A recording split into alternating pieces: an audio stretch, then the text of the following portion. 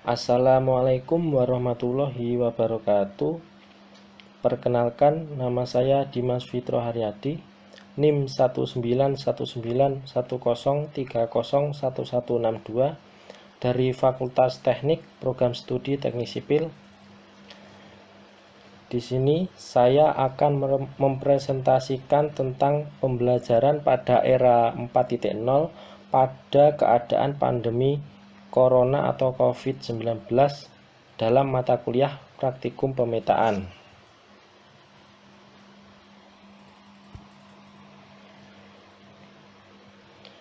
Yang pertama adalah pendidikan pada era 4.0. Perkembangan teknologi pembelajaran pada saat ini telah berkembang pesat mengiringi perkembangan kemajuan teknologi canggih. Keberadaannya menawarkan banyak potensi dan manfaat. Untuk mewujudkannya, diperlukan keterlibatan akademisi dalam bentuk riset. Artikel ini bertujuan untuk memaparkan pendidikan Indonesia menyongsong era revolusi industri 4.0. Hadirnya era revolusi industri 4.0 sangat berpengaruh pada bidang pekerjaan yang mayoritas akan dikendalikan oleh kemajuan teknologi. Perubahan tersebut menurut dunia pendidikan untuk menggeser sistem pendidikannya, menghasilkan lulusan dengan keterampilan yang dibutuhkan pada era ini.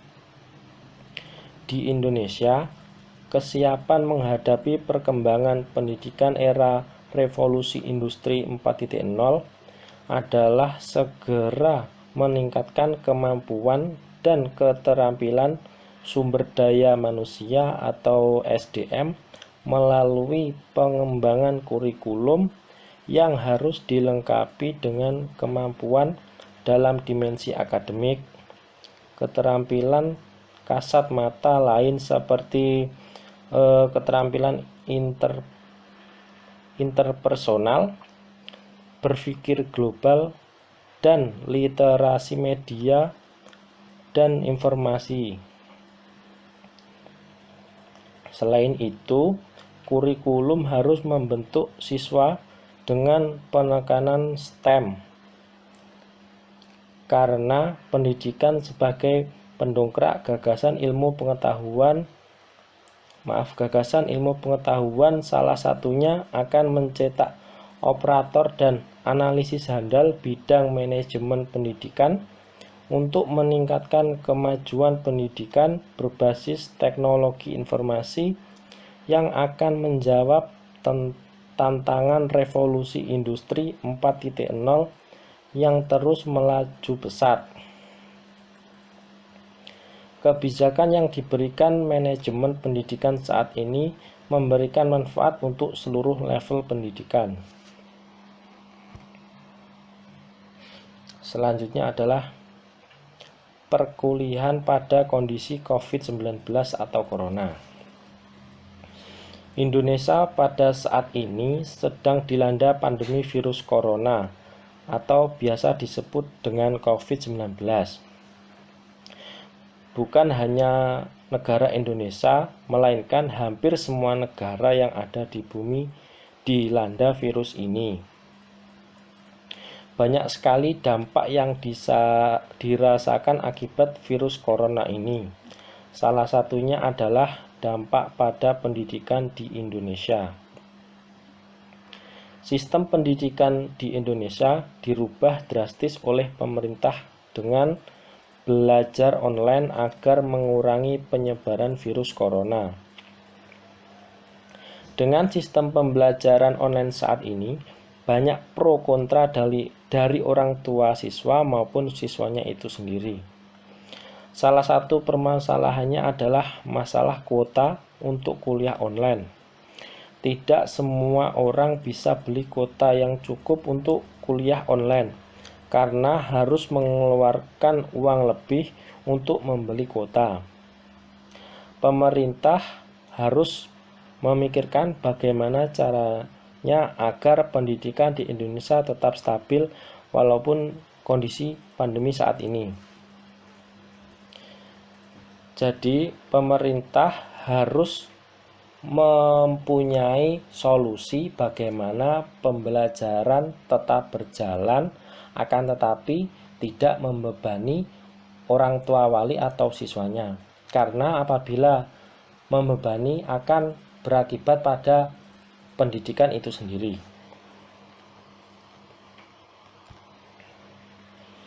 Selanjutnya adalah aplikasi online untuk perkuliahan.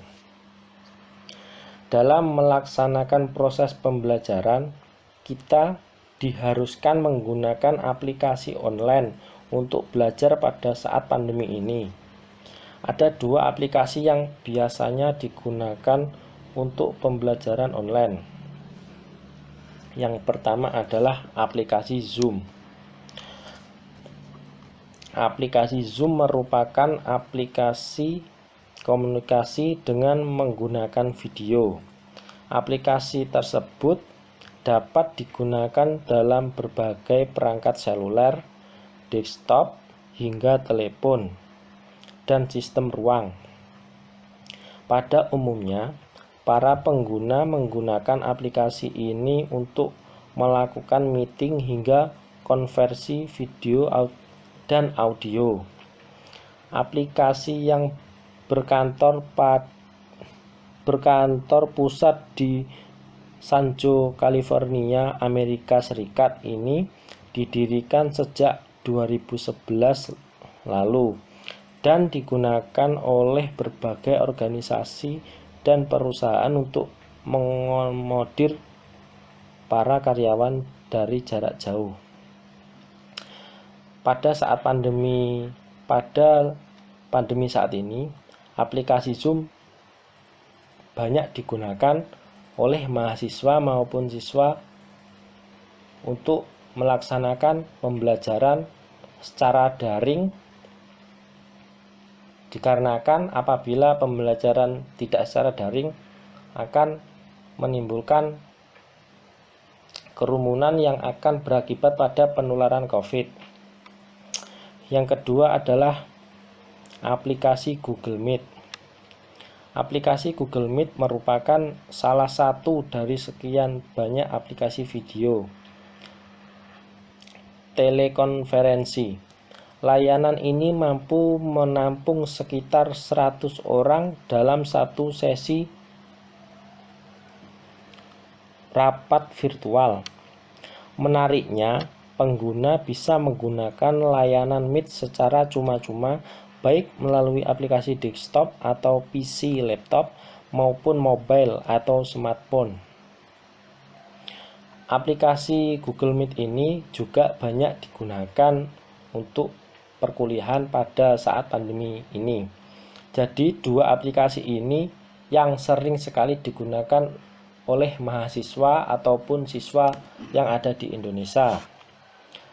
Kelebihan aplikasi ini yang pertama adalah mudah, yang kedua tidak terlalu menghabiskan kuota yang besar.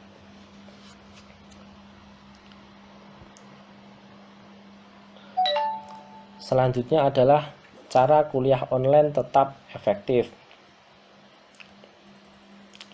Agar dalam perkuliahan online tetap efektif sama dengan perkuliahan tatap muka, maka yang perlu diperhatikan adalah yang pertama, perhatikan atau beri tanda pada smartphone HP ketika sudah waktunya absensi dan kuliah online agar tidak lupa atau telat absensi.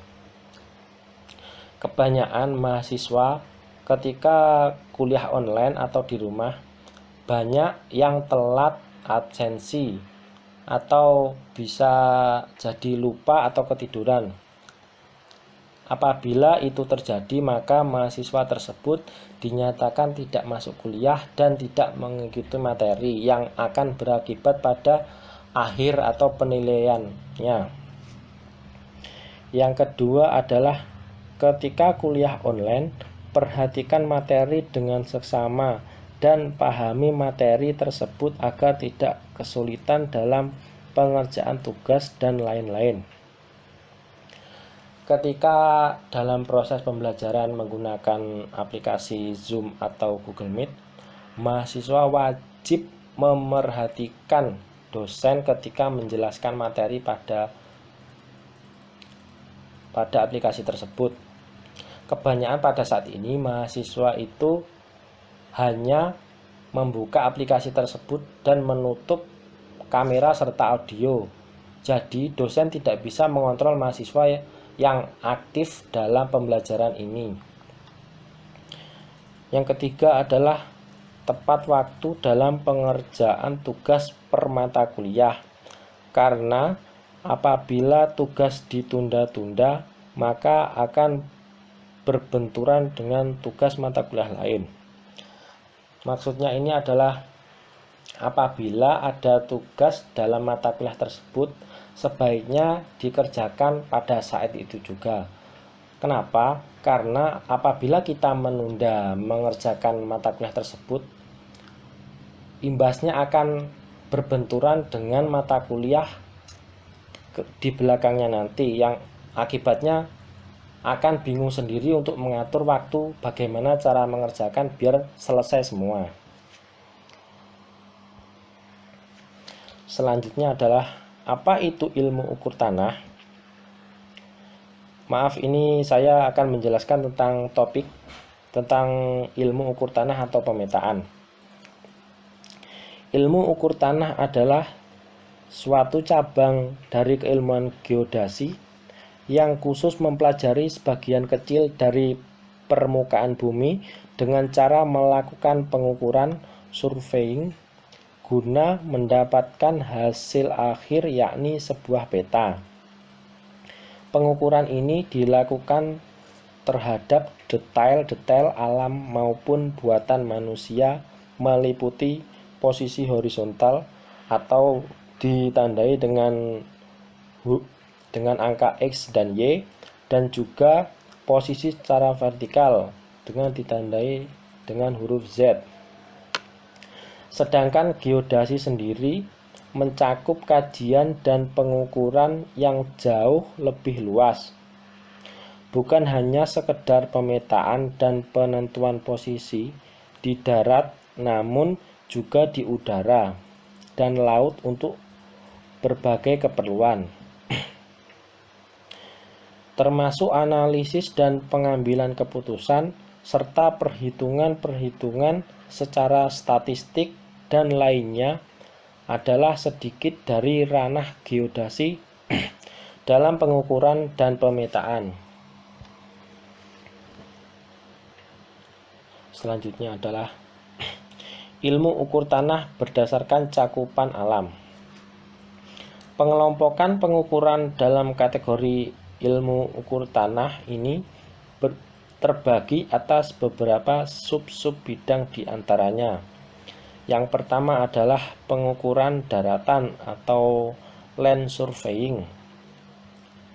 Pengukuran ini adalah pengukuran yang termasuk dalam kategori land surveying, diantaranya pengukuran topografi dan pengukuran kadaster. Yang kedua adalah pengukuran perairan atau marine of hydrographic surveying. Pengukuran perairan ini adalah kegiatan pengukuran yang masuk kategori ini antara lain pengukuran muka dasar laut, pengukuran pasang surut, pengukuran untuk kegiatan pembuatan pelabuhan dan reklamasi. Yang ketiga adalah pengukuran astronomi atau astronomical surveying. Pengukuran astronomi merupakan kegiatan pengukuran untuk menentukan posisi di muka bumi dengan melakukan pengukuran terhadap benda-benda di langit.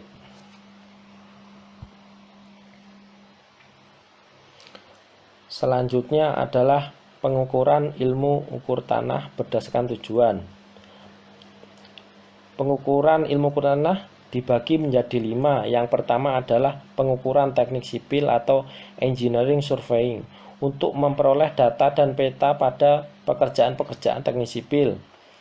Yang kedua adalah untuk keperluan militer atau military survey.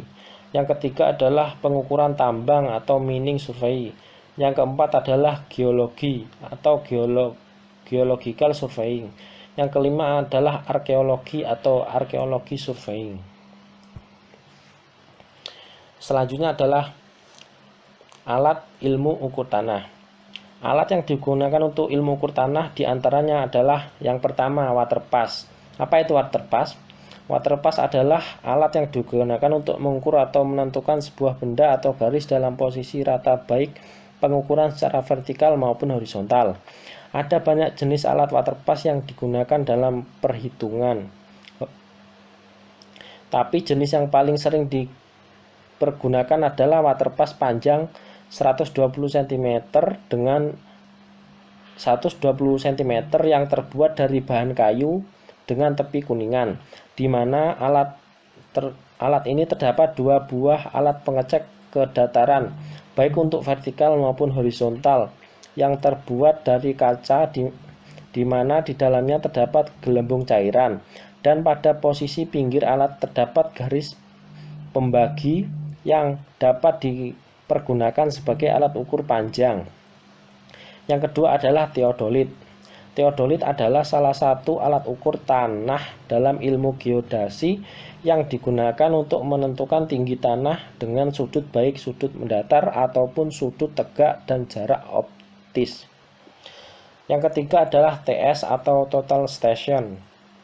TS adalah instrumen optis atau elektronik yang digunakan dalam pemetaan dan konstruksi bangunan. Total station merupakan teodolit terintegrasi dengan komponen pengukur jarak elektronik atau electrical distance meter atau EDM untuk membaca jarak dan kemiringan dari instrumen ke titik tertentu. Terima kasih. Sekian presentasi dari saya. Bila ada kekurangannya mohon maaf. Wassalamualaikum warahmatullahi wabarakatuh.